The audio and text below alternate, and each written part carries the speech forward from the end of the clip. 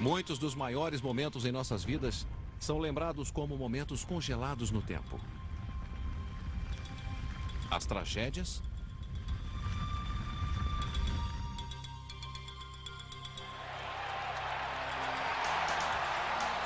e as grandes comemorações. E é tudo graças à capacidade singular da câmera fotográfica.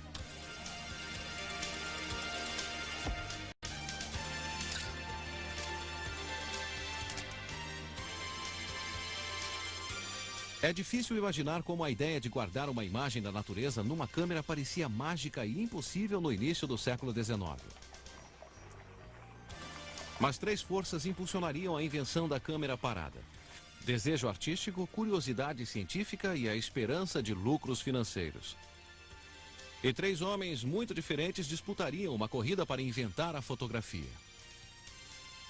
Hoje, em Maravilhas Modernas, luz capturada, a invenção da fotografia.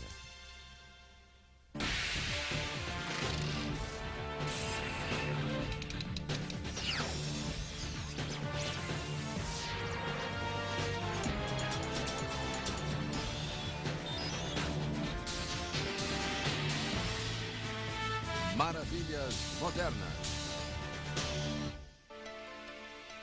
A primeira câmera. A câmera é muito comum hoje em dia. Há uma câmera em quase todos os lares americanos. Nem pensamos em como ela funciona. Apenas apontamos, focalizamos e apertamos um botão. Esta caixa maravilhosa traz um vasto mundo para nossas mãos. Mas a câmera não é um aparelho muito complicado. Ela funciona assim. Quando focalizamos uma imagem, a luz refletida da imagem passa pela lente, é invertida e forma uma imagem invertida no filme, no fundo da câmera.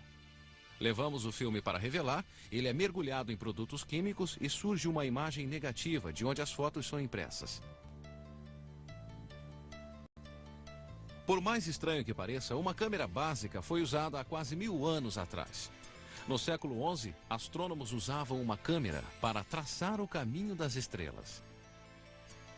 A câmera deles era uma sala escura com um buraco em uma das paredes. On the wall opposite the hole, you would see projected upside down the very image of what was outside the window. And this discovery was called the camera obscura. The word camera means room. The word obscura in Italian means dark. Câmeras obscuras tornaram-se ferramentas populares para artistas. Visitantes de museus podem ficar surpresos ao saber que no século XVIII, muitos pintores famosos rascunharam suas obras com uma câmera obscura. Art began to call for, to demand that a way be invented, a way be devised, that the actual world, reality, could be recorded more faithfully than it had been recorded before. Mas o problema em desenhar com a ajuda da câmera obscura era que o traço do artista não era muito bom. O desenho não era bom. As câmeras refletiam perfeitamente a luz, mas seria ótimo se a imagem pudesse ser permanente. A invenção da fotografia necessitava mais que o desejo de um artista. Necessitava da curiosidade de um cientista. Falando claramente, a fotografia nunca seria possível sem a compreensão da reação química à luz. O inventor de Chalon-sur-Saône. Há mais de 3.000 anos, civilizações primitivas notaram que a luz escurecia os tecidos. Mas eles não sabiam por quê. Séculos se passaram até que foi feita uma importante descoberta sobre a sensibilidade química à luz. Em 1700, Johann Heinrich Schultz trabalhava com cloreto de prata quando percebeu que as partículas de prata mudavam de cor quando expostas à luz do sol. And he would make little experiments, almost games for his friends, where he would take a flask and fill it full of this solution of chalk and silver chloride. And he'd put the stencil on the flask, hold it in the light for a while, then take the paper away and the silver blackened, oxidized in relation to light. Embora não levasse adiante, a descoberta de Schultz tornou-se um princípio básico da fotografia. As ferramentas para se criar uma imagem agora eram conhecidas. O início do século XIX foi uma época de muitas invenções. E no início da Revolução Industrial havia grandes corridas para se patentear e proteger as ideias. No centro da França, o modesto inventor daria uma enorme contribuição para a invenção da câmera fotográfica, embora ele estivesse tentando inventar algo muito diferente. Em uma vila francesa próxima a Paris, em 1816, Joseph Nicéphore Niepce estava interessado em refinar a arte da litografia, visando fazer cópias de obras de arte existentes. Mas ele precisava de desenhos para fazer as experiências, e ele não desenhava nem feijões. Ele decidiu fazer os desenhos com a ajuda da luz. Uma ideia muito mais difícil que refinar litografias. E de fato já havia desafiado muitas mentes antes da dele. Niepce construiu uma pequena câmera obscura com 3 centímetros de largura em cada lado. Ele conhecia as experiências de Schultz com a prata. Assim, ele pregou um papel molhado com cloreto de prata no fundo de sua câmera. Ele ficou entusiasmado ao conseguir uma imagem no papel, mas os claros e escuros estavam invertidos e ele não fazia ideia de como obter uma imagem normal dele. 6 anos de tediosos experimentos se passaram na busca de um método melhor para se criar uma boa imagem. Em julho de 1822, Niepce encontrou uma solução. Ele sabia que os artistas usavam um composto de asfalto na litografia. Niepce passou asfalto em uma chapa em vez de prata. Colocou uma imagem translúcida na chapa e a expôs ao sol. Foi uma ideia radical e funcionou. Ele poderia copiar obras de arte. No verão de 1826 veio um triunfo ainda maior. Niepce conseguiu o que muitos homens haviam sonhado. Ele capturou a imagem refletida da luz. He used a crude camera obscura that he had, and he put the plate in the back of the camera obscura, stuck it out the window of his studio, and exposed it to the view out there for 8 hours. O resultado? O que muitos consideram a primeira fotografia do mundo. Uma visão da janela do sótão de sua casa de campo. Niepce chamou sua invenção de heliografia. Logo depois da descoberta, Niepce recebeu uma carta de um estranho em Paris que, para o horror de Niepce, sabia sobre suas experiências. O estranho queria saber sobre os segredos de Niepce para criar heliografias e dizia que ele também trabalhava em fazer imagens da luz. Niepce tinha medo que suas ideias fossem roubadas. Ele investigou e descobriu que o autor da carta que assinou Daguerre era um respeitado artista parisiense. Niepce escreveu uma resposta cortês, mas não revelou sua técnica. Logo após receber a carta, Niepce fez uma viagem a Londres. Em sua passagem por Paris, ele decidiu conhecer o estranho chamado Daguerre.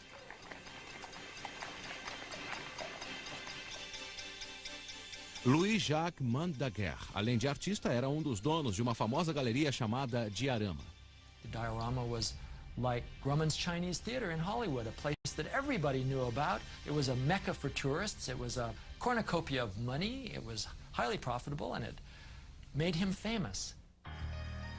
Os espectadores viam com assombro as imagens desenhadas transformando-se em outras paisagens através do efeito da luz em telas levemente pintadas. Daguerre usava a câmera obscura para obter a perspectiva correta em suas grandes pinturas. Ele comprou as lentes no mesmo óptico que vendeu lentes para Niepce. Foi o óptico que contou a Daguerre sobre as experiências de Niepce com a câmera. Eles finalmente se conheceram em janeiro de 1827. We know Daguerre to be a very charming man. I mean, part of the theatre world. He knew how to smooth palms and get his own way and so on. I think Niepce was quite impressed. Niepce foi para Londres, onde descobriu que um revés na fortuna da família quase o levou à falência. Ele ficou mais determinado a prosseguir com suas experiências com a câmera. Igualmente determinado estava Louis Daguerre, o artista parisiense. Niepce e Daguerre tornaram-se parceiros em uma corrida que resultou em grandeza para um e obscuridade para o outro. Você está assistindo. Os dois homens que competiram pela descoberta da fotografia tinham muitos contrastes. Niepce era modesto, educado e honesto. Daguerre era um showman e tinha poucos escrúpulos. Niepce tinha uma sólida formação científica, enquanto Daguerre tinha pouca educação formal.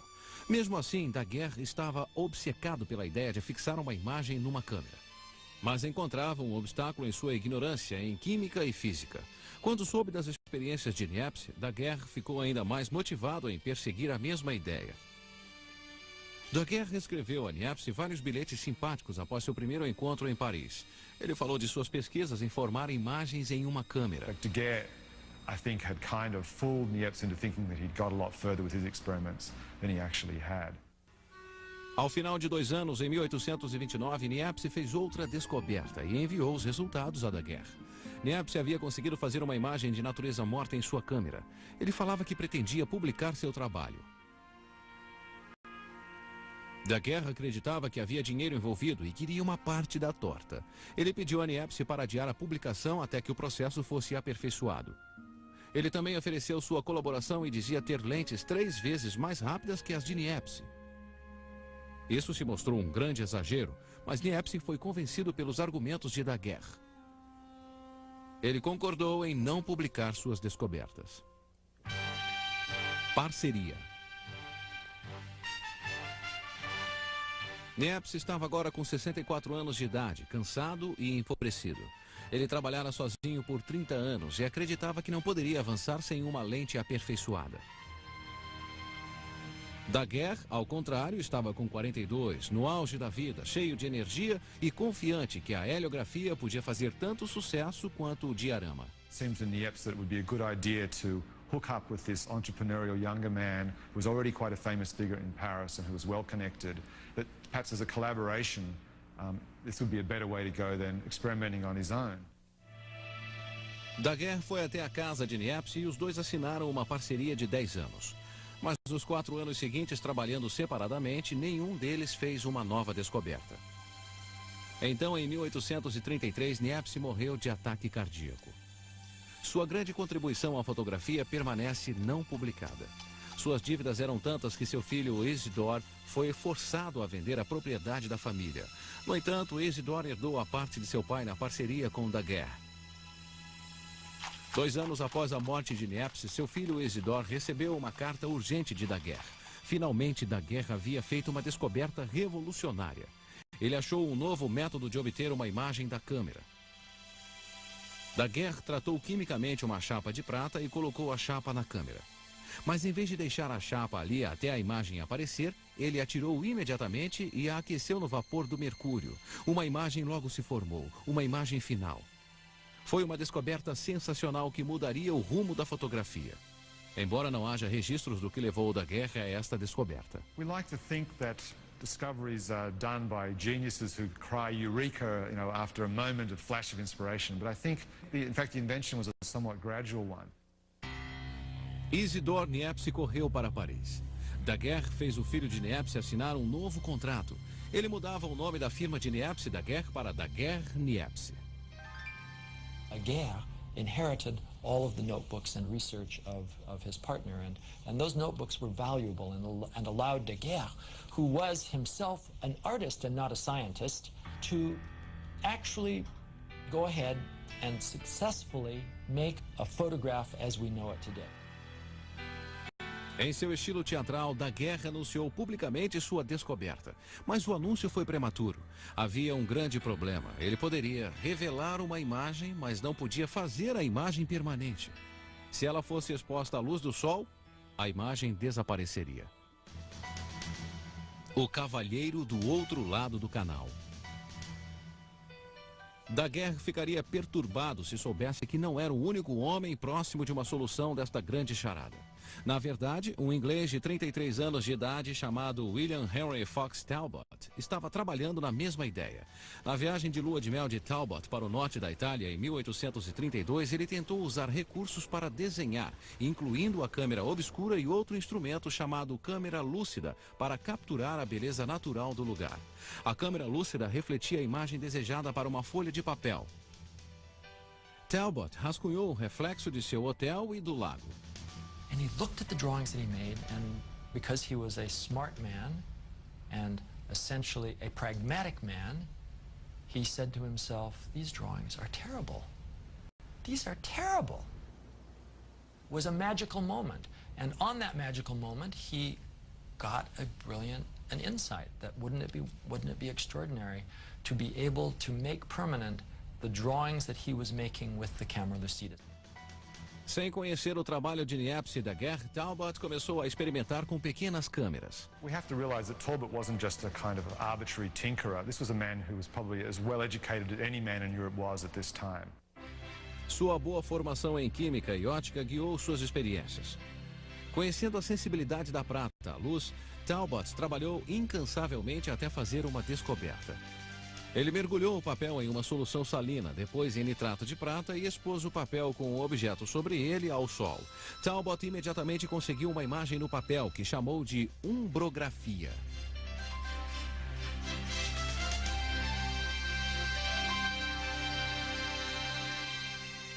Immediately he said, "I've discovered how to fix a shadow." Isn't that a wonderful phrase? He created a new art.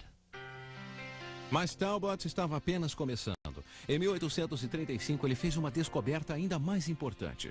Em suas notas, ele escreveu que expunha um papel em sua pequena câmera por várias horas para se obter uma umbrografia ou imagem negativa. Os claros e escuros estavam invertidos. Ele colocou essa imagem em outro papel tratado quimicamente e expôs ao sol. E criou uma cópia. Os claros e escuros agora estavam normais. Era o que nós consideramos um positivo ou impresso. Seu primeiro impresso foi a janela de seu laboratório em sua cidade natal. Surpreendentemente, ele não percebeu a magnitude de sua descoberta. Talbot deixou de lado os cadernos que continham suas grandes invenções e voltou sua atenção para outros objetivos. Um passo a mais. A menos de 300 quilômetros de distância, Daguerre continuava a trabalhar obsessivamente em seu laboratório do outro lado do canal. Ele experimentava um produto químico após o outro em suas chapas de prata. Daguerre estava determinado a fixar a imagem na câmera, de modo que não desaparecesse. Ele ficava dias seguidos no laboratório, negligenciava seus negócios e sua família. Após mais 2 anos de luta, em 1837, Daguerre anunciou que havia descoberto solução. Daguerre mais uma vez chamou Isidore. Quando Isidore chegou em Paris, Daguerre anunciou sua descoberta. O método que havia descoberto era muito simples. Após obter uma imagem em uma chapa, Daguerre banhava a chapa numa solução salina que interrompia a reação química na imagem. Joseph Niepce, cujo trabalho foi fundamental para a descoberta de Daguerre, receberia apenas o crédito dos primeiros processos químicos. A magnífica invenção receberia apenas o nome de Daguerre. Ele chamou suas imagens de daguerreótipos. O filho de Niepce ficou furioso. Ele disse a um amigo: toda a conduta dele não passa de um grande e desprezível charlatanismo. Isidore achava que seu pai havia sido desrespeitado, mas Daguerre insistia que seu processo era diferente do de Niepce. No final, Isidore assinou o novo contrato concordando com todos os termos de Daguerre, na esperança de ter alguma compensação, caso se fizesse algum dinheiro. Daguerre levou suas incríveis descobertas à Academia Francesa de Ciências. A academia divulgou a descoberta de Daguerre, embora não em detalhes ao mundo, em janeiro de 1839. A corrida pela fama. Nos 4 anos anteriores, o inglês William Talbot não havia mais feito experiências com sua câmera. Sua mente estava longe das umbrografias quando ele leu sobre a invenção de Daguerre no London Times, 2 semanas após o anúncio da invenção. Talbot ficou chocado por Daguerre estar recebendo o crédito por um processo que Talbot acreditava ele mesmo ter descoberto. He immediately resurrected his old experiments, made a few new ones, and 2 weeks later, on January 25th of 1839, which is what I call the birthday of photography, Talbot made a presentation to a group of people, to a group mostly scientists, in London, where the first public exhibition of photographs was made. A contribuição de Talbot no desenvolvimento do processo do negativo e positivo foi fundamental para a fotografia atual. Mas essas contribuições não lhe trouxeram lucros financeiros, mas uma pequena recompensa e muitos problemas.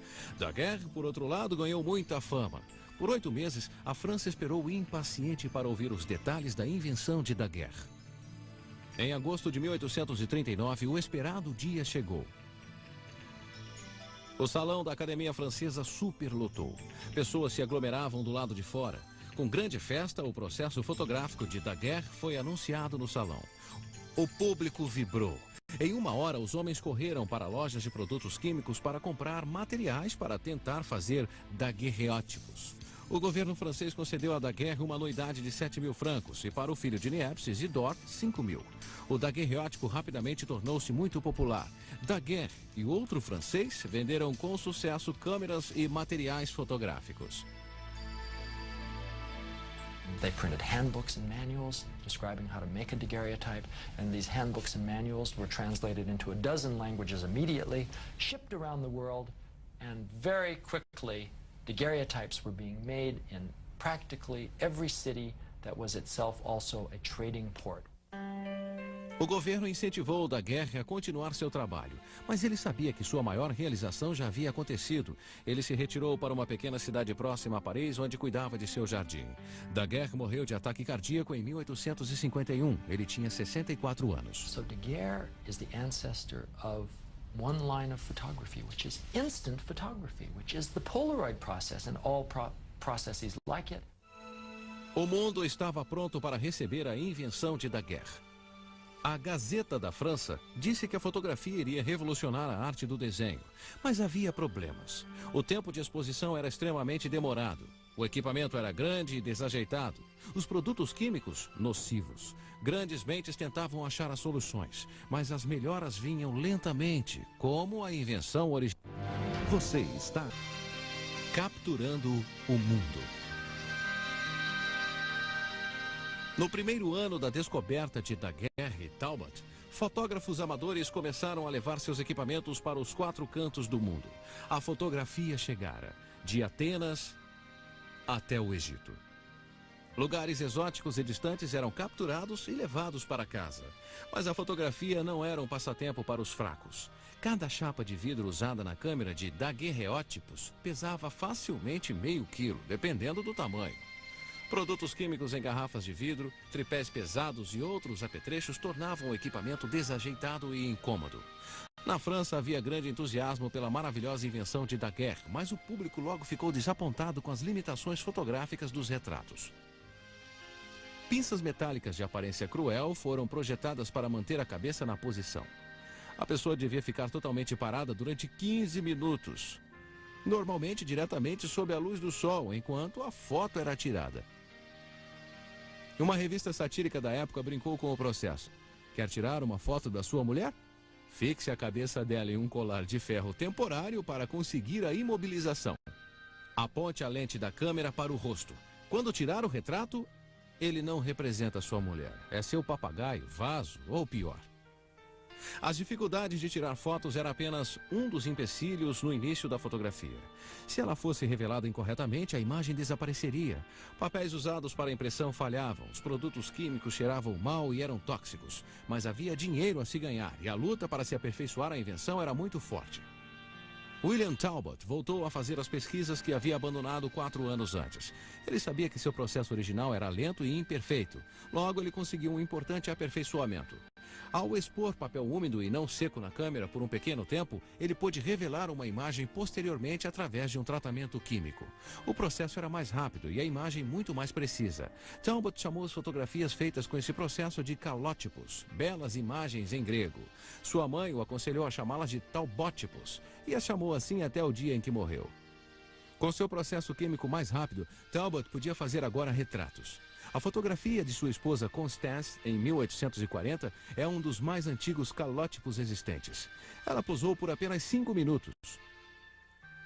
Nas 2 décadas seguintes, Talbot continuou a aperfeiçoar a revelação e fixação de fotografias. Mas ele nunca obteve sucesso financeiro com suas invenções, embora ele tenha tentado proteger suas ideias. Talbot did the unusual. Instead of sharing with the world at large his discovery as a miracle that had been given by nature or by God, he patented the process. Ele ficou envolvido com várias ações legais pelo direito de uso de seus processos. Ele perdeu a maioria. No final da vida, Talbot desistiu totalmente da fotografia. Em 1877, ele morreu por colapso cardíaco. Em vários obituários, sua contribuição na invenção da fotografia quase não foi mencionada.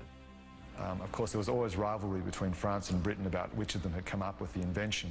But Talbot is widely recognized as the founding figure for the kind of photography we use today, paper-based negative positive photography. In that respect, Talbot is definitely the founding figure.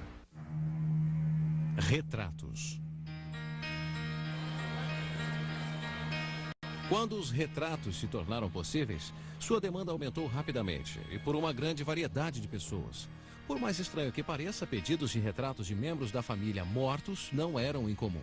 A mortalidade no século XIX era muito alta, especialmente entre as crianças. Às vezes, os mortos eram retratados em cadeiras ou seus corpos colocados em posições naturais. Esta prática parou na virada do século, quando, por razões de saúde, Áustria e outros países proibiram as famílias de levarem crianças mortas para estúdios fotográficos. Nos Estados Unidos, os daguerreótipos eram muito populares. Em meados de 1850, elas estavam por toda a parte. Well, it's hard for 20th century people to realize quite how amazing it was to experience a daguerreotype for the first time, say in the 1840s. They came in these beautiful leather packages like a piece of jewelry. And in fact, when you opened up and you saw the image, which of course is on a silvered plate, it flashes at you like a beautiful jewel. Celebridades, juízes, pessoas comuns e presidentes. Todos faziam retratos. Em 1864, Abraham Lincoln posou para o retratista americano Matthew Brady. Muitos têm uma cópia desse retrato e a maioria não sabe. É o retrato na nota de $5. Assim que os retratos se tornaram possíveis, fotos eróticas se popularizaram. Assim como na pintura e na escultura, os fotógrafos imediatamente começaram a fazer fotos de nus, tanto com propósitos artísticos como pornográficos.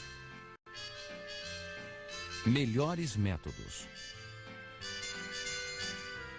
De 1840 a 1860, o daguerreótipo teve uma trajetória gloriosa. Mas por volta de 1865 estava superado. Suas chapas eram tão frágeis que tinham que ser colocadas sob o vidro para protegê-lo de impressões digitais ou da oxidação. Daguerreótipos não permitiam boas cópias e um retrato com um profissional capacitado poderia custar até $1000 nos valores atuais. Mas principalmente surgiu algo para tomar seu lugar. Frederick Scott Archer, um escultor inglês, fez uma melhora tão significante para a fotografia que a maioria dos fotógrafos trocou o daguerreótipo e o calótipo por ela. Archer a chamou de colódio.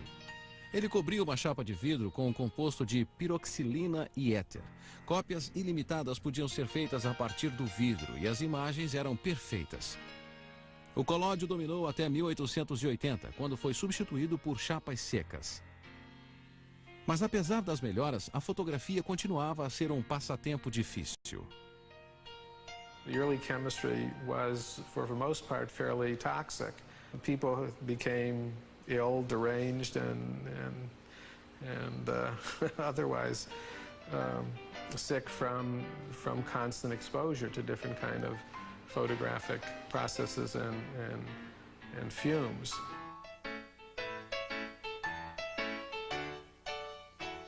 Avanços revolucionários só viriam com visionários que aperfeiçoaram a câmera em si. Um jovem teve essa visão e foi o responsável pelo protótipo do que chamamos de câmera atualmente. Uma ratoeira melhor. A fotografia não foi uma invenção que nasceu perfeita, mas na sua segunda década, muitos curiosos haviam aperfeiçoado o processo. Os tempos de exposição eram menores, as lentes mais rápidas. Nos 20 anos seguintes, mudanças ainda maiores surgiram e permitiram que a câmera fosse usada de maneira surpreendente. From the moment that the photograph was invented, the very fact of seeing that small image on a piece of silver was an enormous incentive to try to find ways to expand it even further. How do we make it bigger? How do we make multiples? How do we eventually get to a faster film so that we can stop action? As câmeras foram projetadas em várias formas e configurações. Algumas usavam tanto o daguerreótipo quanto o calótipo. Outras tinham sanfonas para que a imagem pudesse ser focalizada em várias distâncias. As câmeras de estúdio variavam no tamanho, de pequenas a maiores que um homem. câmeras estereoscópicas tornaram-se muito populares. Imagens duplas vistas por um estereoscópio eram fundidas em uma, dando a ilusão de tridimensionalidade. Muitos inventores concentraram-se em formas de tornar a fotografia mais lucrativa. André Desder, um parisiense, projetou uma engenhosa câmera em 1854 que permitia que até 8 imagens ou negativos fossem registrados em uma chapa. Ele a chamou de cartões de visita. Eles eram muito populares e baratos para se fazer. Fotografias de pessoas famosas, como a princesa Alexandra de Gales, vendiam como água. Crônica de guerra. Na segunda década da fotografia, um vasto mundo era capturado pelas câmeras. Mas um assunto não havia sido explorado: o cenário de guerra. Em 1855, a Guerra da Crimeia estava em andamento na costa norte do Mar Negro. Roger Fenton, um advogado que se tornara fotógrafo, partiu para o porto de Balaclava com 36 caixas de material fotográfico, pesando milhares de quilos. Suas chapas eram tão lentas que ele só podia fotografar antes ou depois da batalha. Ele revelava suas fotos num enorme calor, em uma carruagem que ele havia transformado em uma sala escura. Suas fotografias de guerra chocaram as pessoas. Poucos anos depois, os americanos teriam a mesma dose de realidade. Do campo de batalha de Gettysburg até Cold Harbor, Fredericksburg a Chancellorsville, Matthew Brady, outro fotógrafo, levava pesadas carroças com equipamentos fotográficos para perto das linhas de batalha. E às vezes, inadvertidamente, para dentro da batalha. Suas fotos registraram com grande eloquência os mortos, os moribundos e todos os rostos da Guerra Civil Americana. A aposta de $20 mil. Na década seguinte à Guerra Civil, a invenção de chapas secas e a invenção de obturadores mecânicos finalmente permitiram aos fotógrafos registrarem movimentos. Isso foi muito lucrativo para Leland Stanford. Stanford, ex-governador da Califórnia e fã de corridas de cavalo, fez uma aposta de $20 mil como um amigo em 1873 que as 4 patas do cavalo saíam do solo ao mesmo tempo em um galope, mas não da forma retratada por artistas. Stamper recorreu a uma câmera para provar sua teoria. Ele contratou Edward Muybridge, um fotógrafo britânico morando em São Francisco, para resolver a questão. Motivado por sua fascinação por fotografias de movimentos, ele inventou um rápido obturador mecânico. Em 1877, Muybridge alinhou 24 câmeras com pequena distância entre elas numa pista na fazenda de Leland, em Palo Alto, Califórnia. Each camera shutter mechanism was controlled by a string. And as the horse went down the track, it broke the string and clicked the shutter, and you got an image of the horse in that particular position. As fotografias mostraram, sem dúvida alguma, que as patas dos cavalos saíam do chão ao mesmo tempo no galope. Stanford ganhou a aposta. As fotos de Muybridge de ação progressiva deram um novo rumo para a fotografia, assim como as ideias de um jovem em Nova York. O jovem curioso de Nova York adotou a fotografia como passatempo em 1870. O nome dele era George Eastman. O pai de Eastman morreu quando o rapaz tinha 14 anos e a pobreza o forçou a começar a trabalhar. Eastman adorava mexer nas coisas. Aos 20 anos, sua rotina era trabalhar no banco durante o dia e em seu laboratório de fotografia à noite. Ele estava determinado a inventar uma emulsão gelatinosa para chapas secas, que ele achava mais prática que os produtos químicos utilizados. Após alguns meses de experiências, ele descobriu uma emulsão trabalhável. Ele projetou uma máquina aplicadora para colocá-la na chapa. Eastman retirou o dinheiro de suas economias e foi para a Inglaterra, onde ele requisitou patentes para a emulsão e para a máquina aplicadora. A emulsão vendeu razoavelmente, mas o mais importante é que Eastman estava construindo uma reputação de confiabilidade. Essa reputação seria importante quando ele perseguisse um novo objetivo: projetar uma base flexível para substituir a chapa fotográfica. Em 1884, após 2 anos de experiências constantes, Eastman começou a vender uma base de papel que ele chamou de filme. Ele também projetou um suporte para rodar o filme. O peso e a flexibilidade dos filmes eram maravilhosos, mas a revelação era delicada, pois a emulsão deveria ser cuidadosamente removida da base. As vendas foram modestas. Eastman continuou a desenvolver novas ideias e a vendê-las. Em 1888, ele viajou novamente para a Inglaterra para patentear um nome no qual vinha pensando há algum tempo. He was trying to find a name that was incredibly memorable, that you couldn't forget, you couldn't confuse it with anything else, that would satisfy all patent laws in a variety of different countries, and which he himself said, because of the two consonants, Kodak, it sounded like the click of a camera shutter, so that would always remind you of, in fact, what the company was associated with. O primeiro produto que Eastman lançou sob o nome de Kodak mudaria a história da fotografia. Era uma câmera com metade do tamanho de uma caixa de sapatos, 600 gramas de peso. Não era a primeira câmera pequena. Câmeras menores foram criadas por várias empresas a partir de 1880. Mas Eastman incluiu algo genial. Um rolo de filme de 50 pés, capaz de gravar 100 fotos. Com o filme carregado, a câmera custava $25. Mas o golpe genial de Eastman foi que por $10 sua empresa revelaria o filme, recarregaria a câmera e devolveria a câmera e as fotos para o cliente. He marketed this whole process under the slogan, "You press the button, we do the rest." And this was his, way he revolutionized the whole business, because the most unskilled amateur could now take photographs. A câmera Kodak começou a ser comercializada em julho de 1888. Em 6 meses, para o espanto de Eastman, ele havia vendido 2.500 e aberto o caminho para o futuro da fotografia. No século seguinte, as câmeras Kodak seriam vendidas em todos os formatos, tamanhos e cores imagináveis. Uma câmera para criança chamada Brownie, uma câmera para as mulheres incluía batom. A empresa de Eastman alcançava todas as áreas da fotografia amadora e profissional.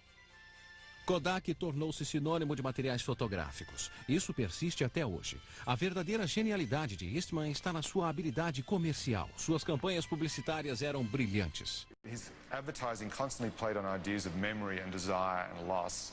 The idea that if one didn't take a photograph, one would lose this memory, and with it, your entire child's childhood, if you like. Os feitos pioneiros de Eastman na fotografia foram estendidos a outras mídias. Seu trabalho com filmes também foi responsável por uma invenção em outro campo, o filme cinematográfico.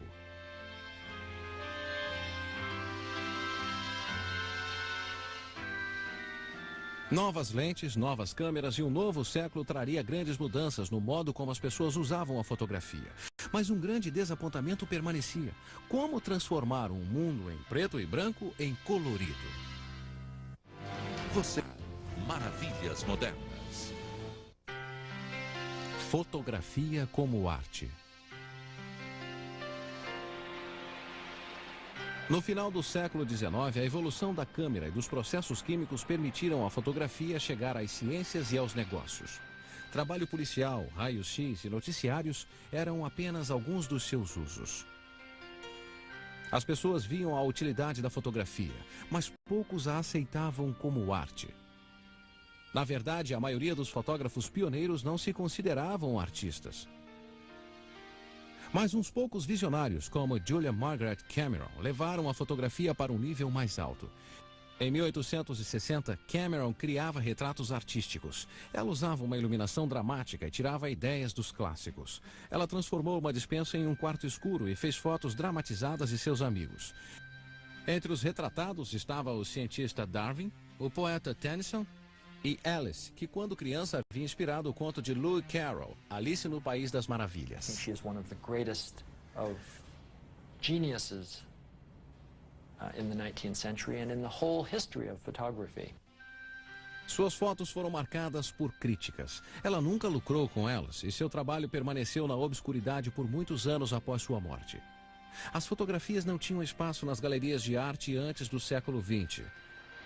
Sua aceitação foi devida, em grande parte, a Alfred Stieglitz, um fotógrafo colecionador e crítico. Stieglitz abriu sua pequena galeria em Nova York em 1905. Por 30 anos, ele exibiu fotografias lado a lado com grandes obras de arte contemporâneas. Stieglitz believed profoundly that a photograph could be as important a work of art as any painting or any sculpture that he had ever seen. Fica claro pelos trabalhos de Degas, Delacroix e outros pintores da virada do século que eles buscaram inspiração nas fotografias. A ideia de fotografia como arte cresceu lentamente, mas em 1880 a câmera havia se tornado uma poderosa ferramenta política e social nas mãos de alguns documentaristas. Os desabrigados e imigrantes eram temas de Jacob Wyss, um fotógrafo de Nova York na última década do século, e de Louis Hines na década seguinte. As fotos de Hines de crianças trabalhando ajudou na aprovação de leis sobre o trabalho infantil. Nas estradas empoeiradas do meio-oeste, nos campos do oeste, Dorothea Lange, Walker Evans e outros fotógrafos do governo registraram a vida difícil agravada pela seca e pobreza durante a Grande Depressão. Em cores. Nos primeiros 50 anos, a câmera foi muito limitada por problemas com a iluminação. A invenção do flash mudou tudo isso em 1887. Mas não sem riscos. Ele também colocava fogo nos cabelos das pessoas, deixava muita fumaça e às vezes explodia. A lâmpada de flash só começou a ser usada na década de 30, melhorando um pouco as coisas. Com todas as grandes melhoras na fotografia, por que o uso da cor ainda era tão difícil? O conceito de que todas as cores podiam ser geradas a partir de 3 cores primárias foi demonstrado por James Clerk Maxwell em 1861. The problem was, of course, how to find a way to capture these 3 primary or secondary colors on a piece of film. 2 irmãos parisienses, Claude e Louis Lumière, fizeram uma grande descoberta em 1904. Eles tingiram porções separadas de minúsculas partículas de amido de batata nas 3 cores primárias. Eles combinaram as diferentes partículas em um filme. As partículas agem como filtros em miniatura. O filme deles gerava cores magníficas, mas era caro e tinha sensibilidade limitada à luz. Apenas alguns fotógrafos profissionais os usavam. O departamento de pesquisas de Eastman estudou fotografias coloridas por 2 décadas sem muito sucesso. Mas a invenção do filme de 35mm para a fotografia e para o cinema provocaria um estouro na companhia. Eles tinham de ganhar dinheiro. I think it was a major kind of engineering task to figure out how to do it, and certainly the incentive of 35mm, I think, is what forced the companies, forced Kodak, to find a way to make color practical. A Kodak comercializou um filme para slides de 35mm em 1932, mas Eastman não viveu para ver. Em 1931, Eastman completou 78 anos. Ele estava muito mais rico que jamais sonhou. Era amigo dos poderosos e famosos, um homem de gostos contraditórios. Ele gostava de caçadas e de jantares refinados, de acampar e de música clássica. No aniversário de 78 anos, foi dada uma festa em sua casa. Logo após os convidados se retirarem, seu secretário ouviu um tiro e correu para ver. Eastman havia se matado com um tiro na cabeça. O pai da fotografia moderna deixou um bilhete dizendo apenas: "Meu trabalho acabou. Por que esperar?" Luz polarizada. Em 2 décadas, um jovem tão perspicaz em seus negócios quanto George Eastman, tão visionário quanto Henry Ford, levaria a fotografia ao seu início. Edwin Land, calouro de Harvard na década de 20, estava andando pela Broadway durante um intervalo de aula. As luzes dos painéis o ofuscavam, assim como as luzes dos carros que rodam. Então ele teve uma ideia que mudaria sua vida. E se existisse um filtro que cortasse o brilho dos faróis? Imediatamente ele tirou uma licença de Harvard. Ele trabalhou intensamente por 3 anos em Nova York. Finalmente ele atingiu seus objetivos. Foi capaz de fazer um material artificial que permitia que raios de luz em apenas uma direção passem por ele. Um fenômeno chamado polarização. O resultado? Fim dos ofuscamentos. A Kodak imediatamente viu o potencial do material como um filtro para câmeras. Em 1934, a Kodak assinou um contrato com Land. Ele estava nos negócios. Land não estava pensando nas câmeras quando fez a descoberta. Mesmo assim, ele abriu caminho para uma incrível descoberta na fotografia. Uma descoberta que ele mesmo fez 1 década depois. A grande invenção de Land surgiu para ele da mesma forma que sua descoberta original. Land viajava com a família para Santa Fé, Novo México, em 1944, quando sua filha de 3 anos perguntou: Por que tinha de esperar para ver a foto que tiraram dela? Naquele momento, ele visualizou os elementos necessários para se fazer uma câmera que pudesse fazer uma fotografia quase instantânea. Ele percebeu que seu trabalho com plásticos e polarizadores lhe dariam base para a invenção da fotografia de revelação instantânea. Mas foram precisos 3 anos de pesquisa para que a ideia se transformasse em um protótipo. O filme de Land consiste de uma camada negativa e outra positiva, com produtos químicos entre elas. Quando o fotógrafo puxa o filme exposto para fora da câmera, os produtos químicos se espalham pelas 2 camadas, processando e revelando o filme em minutos. Em 1948, a primeira câmera de Land foi vendida por $89 em Boston. Mais de 5 milhões foram vendidas no primeiro ano. Hoje, as câmeras Polaroid são populares no mundo todo. Por mais estranho que pareça, fotos Polaroid que são um positivo direto são as equivalentes modernas dos daguerreótipos. A história da câmera completou o círculo. A primeira foto levou 8 horas para ser tirada. Hoje, uma foto leva uma fração de segundo. Nós usamos a fotografia para atingir todas as fronteiras científicas. It's hard to imagine at this point in time a world without photography. I think it's changed the entire human consciousness of the way that we look at and perceive and deal with the real world. A visão de tantos séculos de capturar a imagem refletida da luz é tão mágica hoje quanto era na época. É possível devido a uma invenção simples, mas engenhosa: a câmera.